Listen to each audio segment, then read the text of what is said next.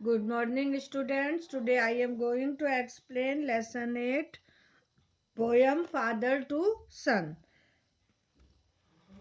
ये आप लोगों की बुक हॉर्नबिल की 8 लेसन की पोयम है फादर टू सन, पिता अपने पुत्र से। ठीक है, तो इसको एलिजाबेथ जेनिंग्स ने लिखा हुआ है और इसमें जो है वो पिता और पुत्र के बारे में बात कही गई है। तो ये ऑटोबायोग्राफिकल पोयम है और इसको जो है खुद के पर्सनल व्यक्तिगत अनुभव की बात कर रहे हैं इसमें। ठीक है, तो जो अधिकतर घरों में इस तरह का संघर्ष होता है ना, पिता पे पुत्र में जो जनरेशन गैप है के रूप में ये बात जानी जाती है ना। और जहाँ माता पिता अपने बच्चों के प्रति सुरक्षात्मक होते हैं और जीवन में उनका मार्गदर्शन करने की कोशिश करते हैं और बच्चे उनके मूल्यों को खुद पर थोपा हुआ मानते हैं, तो इसको हम लोग बोलते हैं जनरेशन गैप। तो यहाँ पे यही फादर टू सन, पिता अपने पुत्र से पोयम में क्या कह रहा है, क्या जानना चाह रहा है, क्या समझा रहा है। तो ये पोयम हम स्टार्ट करते हैं। तो चलिए आप लोग अपनी बुक ओपन कर लीजिए और देखिए। I do not understand this child though we have lived together now in the same house for years. I know nothing of him, so try to build up a relationship from how he was when small. Yet have I killed.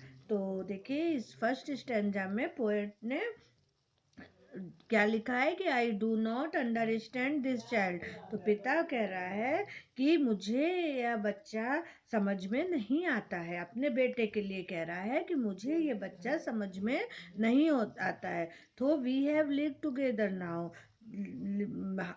हालांकि जो है वो हम लोग एक साथ ही घर में रहते हैं। इन the same house for years I know,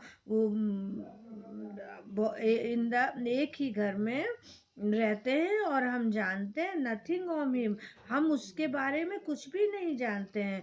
so try to build up a relationship from how, तो he was when small yet have I killed, इसलिए जब वह छोटा था तब से एक रिश्ता बनाने की कोशिश करता था, फिर भी मैंने उसे मार दिया है ना। तो यहाँ पे पोएट ने बताया कि पिता ये कह रहे हैं कि उसका अपना स्वयं का बेटा है और वो उसको समझ में नहीं आता है कि ये बच्चा कैसा है ना। चूंकि वो लोग एक ही घर में सालों से रह रहे हैं लेकिन वो उसके बारे में कुछ भी नहीं जानता है और एक रिश्ता बनाने की कोशिश भी करते हैं, लेकिन तो भी उसको उसने मार दिया है। Second para, the seed I spent or sown it where the land is his and none of mine. We speak like strangers, there's no sign of understanding in the air. This child is bull to my design, at what he loves I cannot share. तो देखिए second para में पिता क्या बोल रहे हैं कि the seed I spent और sown it where the land in his and none of mine, है ना। तो वह बीज जिसे मैंने खर्च कर दिया या बोया है, जहाँ उसकी भूमि है, जहाँ भूमि उसकी और मेरी नहीं है ना। मतलब हमने जो बीज बोया तो उस बीज को वो बोलता है कि वो भूमि मेरी उसकी है, मेरी नहीं है। We speak like stranger, there is no sign of understanding in the air. तो हम लोग अजनबियों की तरह बोलते हैं और हवा में समझ का कोई संकेत नहीं है। मतलब इस तरह से पिता पुत्र घर में रह रहे हैं कि जैसे अजनबी हो ना।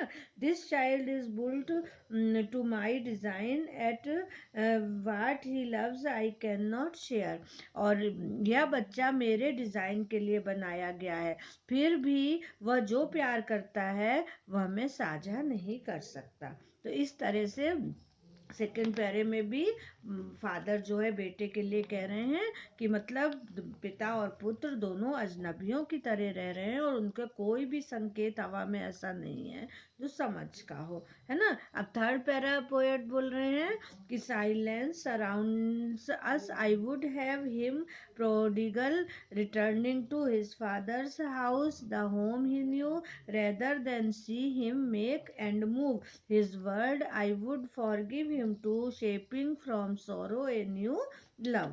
तो देखिए थर्ड पैरे में फादर क्या कह रहे हैं कि silence surrounds us, I would have him prodigal returning to, मौन हमें घेर लेता है और उसे थोड़ा सा कोलाहल भी होगा, कौतुक भी होगा उसको कि his father's house, returning to his father's house, the home he knew, कि अपने पिता के घर वापस आने पर वह घर जिसे वह जानता था, rather than she make and move, बल्कि उसे अपनी दुनिया में बनाने और आगे बढ़ाने के लिए देखता था। His word, I would forgive him too, मैं उसे माफ भी कर दूंगा, shaping from sorrow a new love, दुख से एक नया प्यार का आकार देने के लिए।